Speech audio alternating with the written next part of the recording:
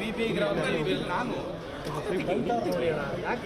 ಇದರ ಆರ್ಥಿಕ ಸಾಮಾಜಿಕ ಪರಿಣಾಮವನ್ನು ಸವಿಸ್ತಾರವಾಗಿ ಚರ್ಚೆ ಪಂಚಾಯತ್ಗಳಲ್ಲಾಗಬೇಕು, ಸಾರ್ವಜನಿಕರಲ್ಲಾಗಬೇಕು.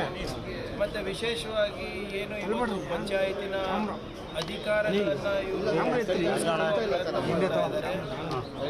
ಕಾರ್ಮಿಕರನ್ನು ಗುಲಾಮರಾಗಿ ಮಾಡ್ತಾ ಇದ್ದಾರೆ. ಇದರ ವಿರುದ್ಧ ಕಾನೂನು ಕ್ರಮ ಕೂಡ ತಗೋಬೇಕು ಅಂತ ತೀರ್ಮಾನ ಆಗಿದೆ. ಮತ್ತು ವಿಶೇಷವಾದಂಥ ಅಧಿವೇಶನವನ್ನು ಕರಿಬೇಕು ಅಂತ ನಮ್ಮೆಲ್ಲರ ಬಯಕೆ. ಅದು ಗವರ್ನರ್ ಅವರ ಚರ್ಚೆ ಮಾಡಿ ಈಗ ಗವರ್ನರ್ ಮೊದಲೇ ಅಧಿವೇಶನ ಜಂಟಿ ಅಧಿವೇಶನ ಆಗಬೇಕಾಗ್ತದೆ. ಅದರಿಂದ ಚರ್ಚೆ ಮಾಡಿ ಡೇಟ್ ಕೊಡ್ತೀವಿ. ಡೇಟಿಗೆ ನಾವು ಕೇಳ್ಕೊಂಡಿದ್ದೀವಿ. ಯಾವ ದಿನಾಂಕ ಒಂದು 2-3 ಡೇಟ್ ಇದೆ. ಅದು ಮಾನ್ಯ ಲಾ ಮಿನಿಸ್ಟರ್ ಅವರು ರಾಜ್ಯಪಾಲರ ಜೊತೆ ಚರ್ಚೆ ಮಾಡಿ ನಾವು ಕೇಳಿದ್ದೀವಿ. ಒಂದು ಈಗ ಗವರ್ನರ್ ಸ್ಪೀಚ್ ಮೇಲೆ ಭಾಷಣ ಅಂದರೆ ಒಂದು ವಾರ ಅಂತೂ ಇದ್ದೇ ಇರ್ತದೆ. ವಿಶೇಷವಾಗಿ ಇದಕ್ಕೆ ಸಪ್ರೇಟಾಗಿ 1-2 ದಿನ ಮೀಸಲಿಡಬೇಕು.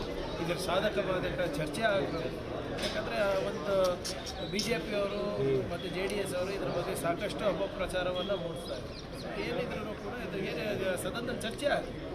Assembly in all its consciousness, let it pass a resolution for the central government.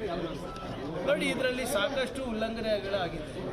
Article 21 directive ಪ್ರಿನ್ಸಿಪಲ್ಸ್ನಲ್ಲಿ ಏನು ರೈಟ್ ಟು ಲೈವ್ಲಿಹುಡ್ ಅಥವಾ ರೈಟ್ ಟು ವರ್ಕ್ ಅಂತ ಇದೆ, ಅದನ್ನು ಮೊಟಕುಗೊಳಿಸಿದ್ದಾರೆ. ಆರ್ಟಿಕಲ್ 258 ಮತ್ತು 280 ಕೂಡ ಇವರು ಗಾಳಿಗೆ ತೋರಿದ್ದಾರೆ. ಮತ್ತು ಯಾವುದೇ ಒಂದು ಕೇಂದ್ರ ಪುರಸ್ಕೃತ ಯೋಜನೆ ನಮ್ಮ ಮೇಲೆ ಮ್ಯಾಂಡೇಟ್ ಅಂದರೆ ಕಂಪಲ್ಸರಿ ಮಾಡಬೇಕಾದಾಗ ನಮ್ಮ ಜೊತೆ ಚರ್ಚೆ ಮಾಡಬೇಕು. ನಾವು 40% ಕೊಡಬೇಕು ಅಂದರೆ ಅದು ನಾವು ಚರ್ಚೆ ಇರಲಾರ್ದೆ ಕೊಡೋಕ್ಕಾಗ್ತದೆ. ಒಂದು ವೇಳೆ ಯಾವುದೇ ಸೆಂಟ್ರಲ್ ಸ್ಪಾನ್ಸರ್ಡ್ ಸ್ಕೀಮ್ ಇದ್ರೂ ಕೂಡ ನಮಗೆ ಐದರ್ ವೀಕೆಂಡ್ ಅದನ್ನು ಪುರಸ್ಕಾರ ಮಾಡ್ಬೋದು ಅಥವಾ ತಿರಸ್ಕಾರ ಮಾಡ್ಬೋದು. ಆದರೆ ತಿರಸ್ಕಾರ ಮಾಡಿದರೆ ಏನು ಚೀಫ್ ಜಸ್ಟಿಸ್ ಆಫ್ ಇಂಡಿಯಾ ಅವರು ಒಂದು ಆರ್ಬಿಟ್ರೇಟರ್ನ ನೇಮಕ ಮಾಡ್ತಾರೆ.